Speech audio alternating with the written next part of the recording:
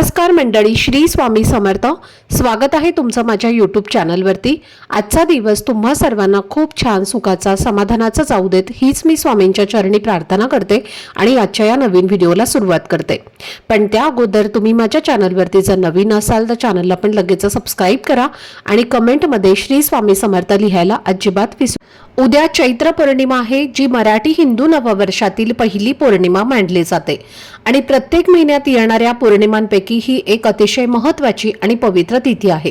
कारण याच दिवशी भगवान हनुमानांचा जन्म झाला होता, म्हणून दरवर्षी चैत्र पौर्णिमेला हनुमान जयंती मोठ्या भक्तिभावाने आणि उत्साहाने साजरी केली जाते।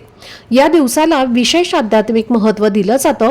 यंदा चैत्र पौर्णिमेची सुरुवात 1 एप्रिलला सकाळी 7:06 झाली आहे आणि तिची समाप्ती 2 एप्रिलला सकाळी 7:41 होणार आहे। त्यामुळे ही तिथी 2 दिवसांमध्ये येत आहे आणि म्हणूनच अनेकांना प्रश्न पडतो की नेमकं कोणत्या दिवशी पूजा, व्रत आणि उत्सव साजरा करायचा आहे। तर पौर्णिमेचे जे काही उपाय, पूजा किंवा सेवा आहेत, जसं की सत्यनारायण पूजा किंवा आपल्या कुलदेवीची सेवा, ओटी भरणं, हे सर्व तुम्ही 1 एप्रिलला संध्याकाळी करायचं आहे। कारण त्या दिवशी पूर्ण दिवस पौर्णिमा तिथी आहे आणि हनुमान जयंती मात्र आपण 2 एप्रिलला साजरी करणार आहोत। कारण धार्मिक मान्यतेनुसार भगवान हनुमानांचा जन्म सूर्योदयापूर्वी झाला होता आणि म्हणून उदय तिथीनुसार हा उत्सव पुढच्या दिवशी साजरा केला जातो। तसेच अनेक जण विचारतात की उपवास कधी करायचा, तर पंचांगानुसार हनुमान जयंतीचा उपवास 1 एप्रिललाच करायचा आहे आणि 2 एप्रिलला सकाळी हनुमानांची पूजा करून व्रत सोडायचं आहे। आपल्या हिंदू धर्मात चैत्र पौर्णिमेला भगवान विष्णू आणि माता लक्ष्मीची विशेष पूजा केली जाते आणि असं मानलं जातं की या दिवशी श्रद्धेने पूजा केल्यास लक्ष्मीची कृपा मिळते, धन समृद्धी आणि सुख आपल्या जीवनात वाढतं। कारण हा दिवस संपत्ती आणि सकारात्मक ऊर्जेसाठी अत्यंत शुभ मानला जातो आणि असंही सांगितलं जातं की या दिवशी माता लक्ष्मी सूक्ष्म रूपाने पृथ्वीवर भ्रमण करत असते। त्यामुळे तिची सेवा मनापासून केल्यास ती प्रसन्न होते आणि आपल्या घरात सुख समृद्धीचा वर्षाव करते। म्हणूनच या पवित्र दिवशी काही सोपे पण प्रभावी उपाय केले जातात आणि आजच्या या व्हिडिओमध्ये मी तुम्हाला एक असाच खास असा उपाय सांगणार आहे, जो तुम्ही उद्या सकाळी घराच्या उंबरठ्यावर केल्यास त्याचा सकारात्मक परिणाम तुम्हाला अनुभवायला मिळू शकतो आणि असं मानलं जातं की त्यामुळे घरातील आर्थिक अडचणी कमी होतात, प्रगतीचे मार्ग खुले होतात आणि घरात लक्ष्मीचं आगमन होतं। हा उपाय नेमका काय आहे, तो कधी आणि कसा करायचा, याची सगळी माहिती मी आजच्या व्हिडिओमध्ये तुमच्या सोबत शेअर करणार आहे। त्यामुळे व्हिडिओ हा स्किप न करता शेवटपर्यंत नक्की पहा, जेणेकरून तुमच्यापर्यंत योग्य ती माहिती पोहोचेल। आणि तुम्ही माझ्या चॅनलवरती जर नवीन असाल तर चॅनलला पण लगेच सबस्क्राइब करा आणि बेल आयकॉनला सुद्धा प्रेस करा, म्हणजे मी जेव्हा कधीही नवीन व्हिडिओज अपलोड करेन त्याचं नोटिफिकेशन सर्वात आधी तुम्हाला मिळेल आणि तुमचा एकही व्हिडिओ हा मिस होणार नाही। तसेच हाई बटनला देखील क्लिक करा।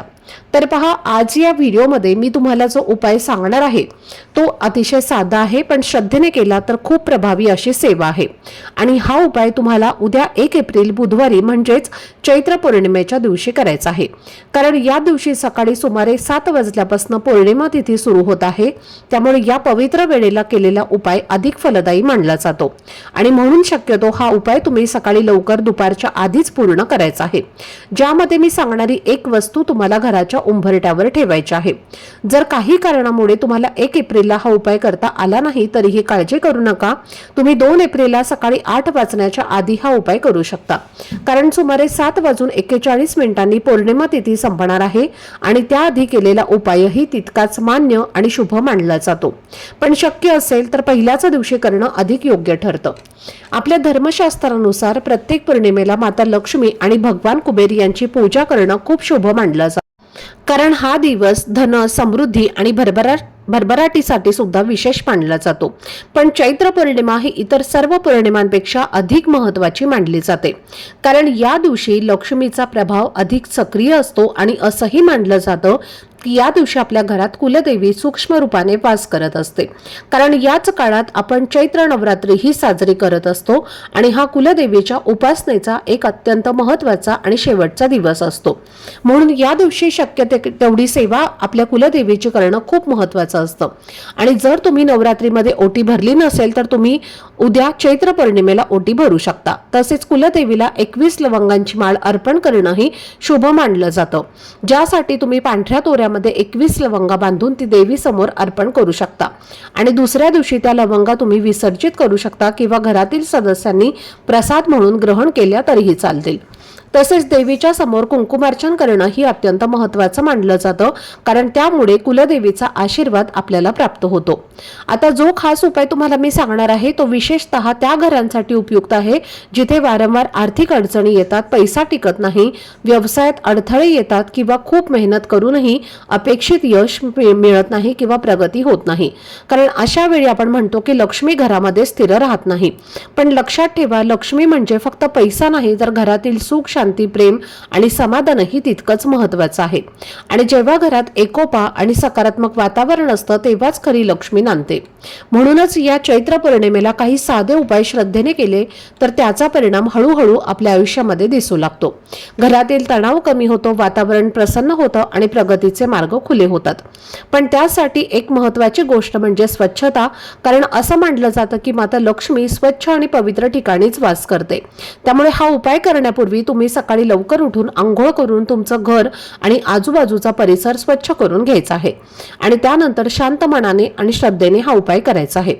उपाय करण्यासाठी तुम्हाला सर्वप्रथम एक तांब्याच्या कलशामध्ये किंवा तांब्याच्या भांड्यामध्ये स्वच्छ पिण्याचं पाणी भरायचं आहे आणि त्या पाण्यामध्ये तुम्हाला थोडीशी हळद टाकायची आहे, थोडंसं गंगाजल टाकायचं आहे, गोमूत्र असेल तर ते टाकायचं आहे आणि हे जे पाणी आहे तर ते आपल्या घराच्या उंबरठ्यावरती, उंबरठ्याच्या बाहेर आणि मुख्य प्रवेशद्वारावरती शिंपडायचं आहे आणि एक स्वच्छ कपडा घेऊन तुम्हाला ते पुसून काढायचं आहे।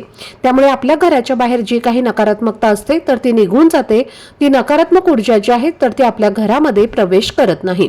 त्यानंतर तुम्हाला सर्वप्रथम उंबरठ्यावरती हळदीचं लेपन करून घ्यायचं आहे। हळदीचं लेपन करताना एका वाटीमध्ये थोडीशी हळद घ्या, त्या हळदीमध्ये थोडंसं पाणी, थोडंसं गंगाजल टाकायचं आहे, थोडंसं गोमूत्र टाकायचं आहे आणि तुमच्याकडे गुलाबजल असेल तर ते सुद्धा तुम्ही टाकू शकता आणि अशी हळदीचे पेस्ट तुम्हाला बनवायची आहे आणि त्याचं लेपन जे आहे तर ते आपल्या उंबरठ्यावरती करायचं आहे। उंबरठा जो आहे तर तो तुम्हाला हळदीने सारवून घ्यायचा आहे आणि त्यानंतर तुम्हाला एक मातीचा दिवा घ्यायचा आहे, त्यामध्ये 2 वातींची मिळून एक जोडवात लावायची आहे, शुद्ध गाईचं तूप घालायचं आहे, तूप नसेल तर तेल घालायचं आहे आणि त्यानंतर असा हा दिवा तुम्हाला प्रज्वलित करायचा आहे। आणि जेव्हा तुम्ही बाहेरून घरामध्ये प्रवेश करता तेव्हा जी तुमची उजवी साईड असणार आहे तिथे तुम्हाला हा दिवा तांदळावरती ठेवून प्रज्वलित करायचा आहे। दिवा प्रज्वलित केला की त्या दिव्यामध्ये तुम्हाला 2 लवंगा लक्ष्मी प्राप्तीसाठी, लक्ष्मीला आकर्षित करण्यासाठी टाकायच्या आहेत आणि त्यानंतर तुम्हाला वाटीमध्ये थोडंसं कुंकू घ्यायचं आहे, कुंकवामध्ये थोडंसं पाणी टाकायचं आहे आणि कुंकवाचा गंध तयार करायचा आहे आणि त्यानंतर त्या कुंकवाच्या गंधाने तुम्हाला तुमच्या उंबरठ्यावरती जिथे तुम्ही हळदीचं लेपन केलेलं आहे तर तिथे उंबरठ्यावरती डाव्या आणि उजव्या साईडला एक स्वस्तिक काढायचं आहे। स्वस्तिक हे मांगल्याचं प्रतीक आहे। स्वस्तिक हे भगवान विष्णूंचं आसन आणि माता लक्ष्मीचं प्रतीक मानलं जातं।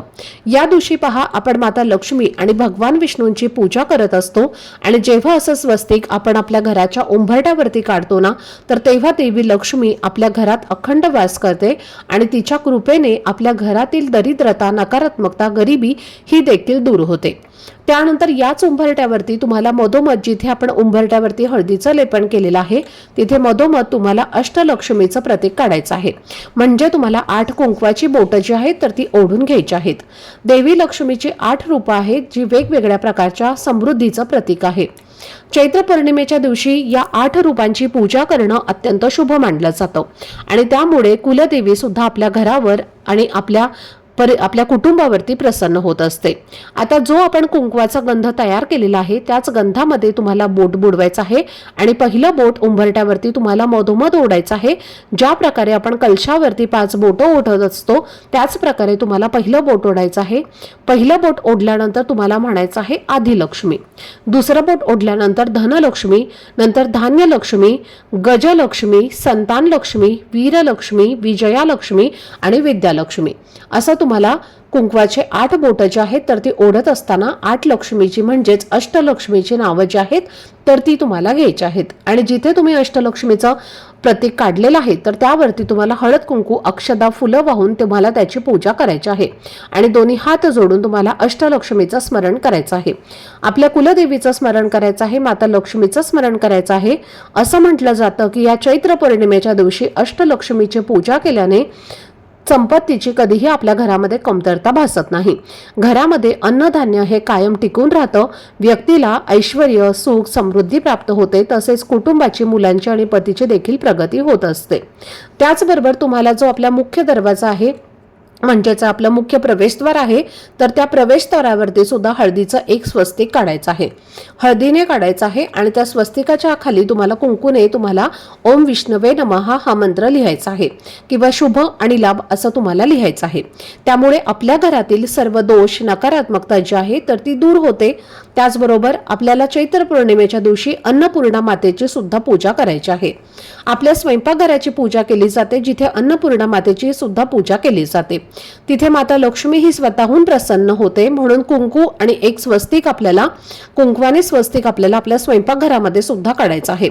आपल्या स्वयंपाकघराची सुद्धा तुम्हाला या दिवशी पूजा करायची आहे. त्यामुळे घरामध्ये कधीही अन्नधान्याची कमतरताही भासत नाही. खाल्लेल्या अन्नातून विषबाधा होत नाही किंवा कुठल्याही प्रकारची बाधा आपल्याला होत नाही. त्याचबरोबर उद्या चैत्र पौर्णिमेला तुम्हाला कमळगठ्ठ्याच्या माळेवरती 108 वेळेला ओम श्री महालक्ष्मी नमः या मंत्राचा जप करायचा आहे. लक्ष्मी अष्टाक्षरी मंत्र आहे हा आणि देवी लक्ष्मीचा आशीर्वाद मिळवण्यासाठी हा मंत्र खूप शक्तिशाली मानला जातो. लक्ष्मीला खुश करण्याचा हा सर्वात प्रभावी मार्गांपैकी एक आहे. म्हणून तुम्ही हा मंत्र जो आहे तर तो आवर्जून पठण करायचा आहे. सोबतच तुम्हाला या पौर्णिमेच्या दिवशी प्राणी आणि पक्ष्यांना, विशेष करून गायी आणि कावळ्यांना अन्न द्यायचं आहे. आई भगवतीचा आशीर्वाद घेण्यासाठी हे एक खूप शुभ कार्य मानलं जातं.